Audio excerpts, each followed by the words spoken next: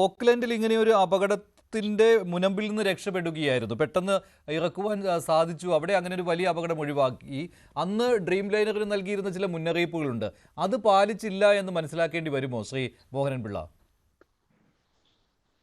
ഈ ആ ഒരു ആസ്പെക്റ്റിലോട്ട് നമ്മൾ ഇപ്പോഴും സിറ്റുവേഷൻസ് വളരെ വേഗമാണ്. എവരിബഡി എല്ലാവരും different different opinion, possibility, pros and cons, it may happen, ഇതായിരിക്കും ഒരു കാരണം, ഇതായിരിക്കും ഒരു കാരണം എന്നുള്ള രീതിയിലാണ് ഇത് പറയുന്നത്. പക്ഷെ ഇതിനകത്ത് ഫണ്ടമെന്റൽ ആയിട്ട് ഞാൻ നേരത്തെ പറഞ്ഞ പോലെ തന്നെ വിഷ്വലൈസ് ചെയ്യുന്ന സോഫ്റ്റ്വെയറിന്റെ പ്രോബ്ലം തന്നെ ആയിരിക്കാം എന്നുള്ള രീതിയിലേ നമുക്കത് കാണാൻ പറ്റുള്ളൂ. ബാറ്ററി, ഇത് രണ്ടും നേരത്തെ ഉള്ള ഡ്രീം ലൈനറിന്റെ ബേസിക് പ്രോബ്ലം ആണെന്ന് അത് കണ്ടുപിടിച്ചിട്ടുള്ളതാണ്. അതിന്റെ സോഫ്റ്റ്വെയർ ആൻഡ് ബാറ്ററി എന്നുള്ളതാണ് ബേസിക് ആയിട്ടുള്ള ഒരു പ്രോബ്ലം ഈ ഡ്രീം ലൈനറിന് ബേസിക് ആയിട്ട് നടന്നിട്ടുള്ള ഒരു കാര്യം. പിന്നെ ഇത് പൈലറ്റ് എറർ എന്നുള്ള രീതിയിൽ ഒരു കാരണവശാലും നമുക്ക് പറ്റില്ല. Because they already got adequate exposure of flying hours and all. Even the pilot also got adequate flying hours. അപ്പൊ അതൊന്നും നമുക്ക് അത്ര ഒരു ഇതായിട്ട് കാണാൻ പറ്റില്ല. പക്ഷേ ഇതിനകത്തുള്ളത് ടോട്ടൽ ഡൗൺ ആയി നമ്മളത് പറഞ്ഞ പോലെ തന്നെ ടേക്ക് ഓഫ് പിന്നെ ബാക്ക് പവർ കിട്ടാതെ അത് പൈലറ്റ് അത് വിത്തിൻ, ഞാൻ പറഞ്ഞല്ലോ, വിത്തിൻ റൺവേ നിയർ ബൈ ആണെന്നുണ്ടെങ്കിൽ എയർപോർട്ടിന്റെ അല്ലെങ്കിൽ റഡാർ വിസിബിലിറ്റിക്ക് അകത്തുണ്ടെങ്കിൽ പോലും അപ്പം സ്വാഭാവികമായിട്ടും പൈലറ്റ് ബേസിക് ആയിട്ട് ശ്രമിക്കുന്നത് തിരിക്കാനുള്ള ഒരു ശ്രമമാണ് സാധാരണഗതിയിൽ നടത്തുന്നത്. കാര്യം തിരിച്ച് റൺവേയിൽ ഇറക്കുക എന്നുള്ള ഒരു ശ്രമം, ആ ഒരു ഉദ്യമം. പക്ഷെ അത് വീണ്ടും ഒരു കാരണവശാലും പവർ കിട്ടാതെ വന്നതുകൊണ്ടാണ് ആ പൈലറ്റ് അത് വീണ്ടും ഒരു പിന്നെ ചെയ്യാൻ പറ്റുന്ന എന്താണ്, വളരെയധികം ഏതെങ്കിലും ഒരു ഫ്ലാറ്റ് സർഫസ്, അഥവാ ഐ മീൻ കുറച്ച് ഏറിയ ഉള്ള സ്ഥലത്തോട്ട് എങ്ങനെയെങ്കിലും ലാൻഡ് ചെയ്യാനായിട്ട് നോക്കുന്നു, അല്ലെങ്കിൽ അങ്ങോട്ട് തിരിച്ചുവിടാൻ ശ്രമിക്കുന്നു എന്നുള്ള ആ ഒരു അസംഷൻ, ബേസിക് അസംഷനിലോട്ടാണ് നമ്മൾ ആ ഒരു രീതി നോക്കിയാൽ അത് ഇവിടുത്തെ സിറ്റുവേഷനുമായിട്ട് സൂട്ട് ആവുന്നതായിട്ട് നമ്മൾ കാണുന്നുണ്ട്. കാര്യം അവിടെ കുറെ ഗ്യാപ്പായിട്ടുള്ളത്, അത്രയും ഇൻബിൽറ്റ് ഏരിയാസ് ഒരുപാടുള്ളപ്പോൾ ഈ കൺസ്ട്രക്ഷൻ നടന്നുകൊണ്ടിരിക്കുന്ന ഈ ഹോസ്റ്റലും വളരെ വാസ്റ്റ് ഏരിയയായി ഉള്ളിടത്തോട്ട് അതിനെ ഡൈവേർട്ട് ചെയ്യാനായിട്ട് ശ്രമിച്ചു. കാര്യം വിത്തിൻ ദാറ്റ് ലിമിറ്റ് ആണ് അത് ചെയ്യാൻ പറ്റുന്നത്.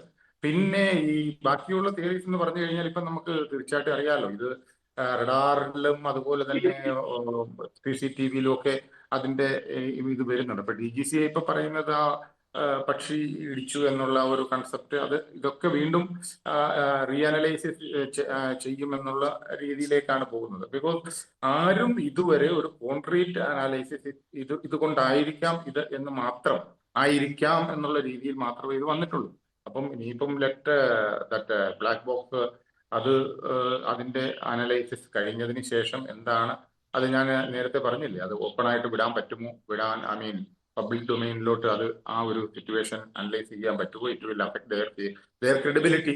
അപ്പം അതെല്ലാം കൂടി നോക്കുമ്പോൾ എല്ലാ ആംഗിളിലും നോക്കിയാൽ അത് അവർ ന്യൂസ് വെളിയിൽ വിടുകയുള്ളൂ എന്താണ് ടെക്നിക്കൽ. ബട്ട് ബേസിക്കലി അത് കുറച്ച് നാൾ കഴിയുമ്പോഴത്തേക്ക് ഒരു ടെക്നിക്കൽ സ്നാഗ് എന്നുള്ള രീതിയിൽ തന്നെ അതങ്ങ് ക്ലോസ് ചെയ്യാനുള്ള ഒരു സിറ്റുവേഷൻ വരാം എന്ന് മാത്രമേ ഞാനത് വിഷ്വലൈസ് ചെയ്യുന്നുള്ളൂ. അല്ലാതെ വേറെ ഒരു രീതിയിലും ഇത് വരുന്നില്ല. പിന്നെ ഈ ക്വസ്റ്റ്യൻ വരുന്നത് എപ്പോഴും സേഫ്റ്റി മെഷേഴ്സിൽ തന്നെയാണ്. അത് അഡിക്വേറ്റ് ആയിട്ടുള്ള സേഫ്റ്റി പ്രിക്കോഷൻസ് അത് അവർ ചെയ്തിരുന്നു എന്നുള്ള ആ ഒരു question every time it comes.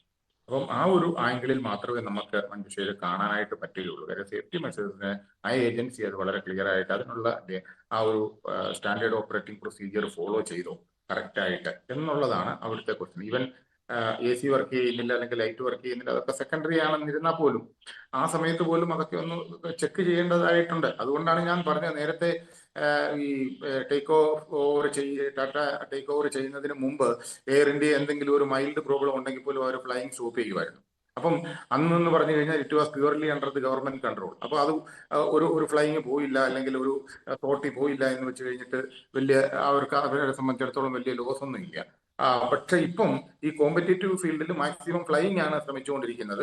പാസഞ്ചേഴ്സിനോട് commercialise ചെയ്തിട്ട് മാക്സിമം ഇൻകം ഏൺ ചെയ്യുക എന്നുള്ളതാണ്. അവിടെ ആ ഒരു ആംഗിളിലോട്ട് വന്നു കഴിഞ്ഞപ്പം ഇവിടെ നമ്മുടെ സേഫ്റ്റി മെഷേഴ്സിൽ ലാക്സിറ്റി വന്നു എന്നുള്ള ഒരു രീതിയിലോട്ടും കൂടി നമുക്ക് വിരൽ ചൂണ്ടേണ്ടിയിരിക്കുന്നു. കാര്യം ഡൽഹിയിൽ നിന്ന് അഹമ്മദാബാദിലോട്ട് വന്ന സമയത്ത് തന്നെ അതിലുണ്ടായിരുന്ന പാസഞ്ചേഴ്സ് പറഞ്ഞിട്ടുള്ള കാര്യങ്ങളാണ്. ചില ഇലക്ട്രിക് AC ആയാലും അതിൻ്റെ സിസ്റ്റംസ്, ഇന്റേണൽ സിസ്റ്റം ഉണ്ടല്ലോ, ബേസിക്കലി അമ്യൂണിറ്റീസ്, അപ്പം അതൊന്നും വർക്ക് ചെയ്യുന്നില്ല എന്നുള്ള ഒരു കാര്യം നേരത്തെ തന്നെ അറിയാവുന്നതായിരുന്നു. അപ്പം ആ ഒരു സാഹചര്യത്തിൽ തീർച്ചയായിട്ടും നമ്മൾ ആ ഒരു രീതിയിലാണ് അത് കാണേണ്ടത്. കാര്യം ഇതിന്റെ primary within short span of time അത് വരും, അത് ടെക്നിക്കൽ സ്നാഗ് ആയിരിക്കും എന്നുള്ള രീതിയിൽ നമുക്കത് കാണാനായിട്ട് പറ്റുള്ളൂ. അത് അങ്ങനെ തന്നെ ആ ഫയൽ ക്ലോസ് ശരി, ചെയ്യുകയും ശ്രീ ചെയ്യും. രഘുനാഥ് നായർ, നമ്മൾ അതിനുള്ള ഇതിന്റെ ഡിസ്കഷൻ താങ്കൾക്ക് അതിനകത്ത് എതിർപ്പുണ്ടെന്ന് തോന്നുന്നു അല്ലേ? അത് എഞ്ചിനുമായിട്ട് ബന്ധമില്ല എന്ന് ഇന്നലെ താങ്കൾ പറഞ്ഞിരുന്നു.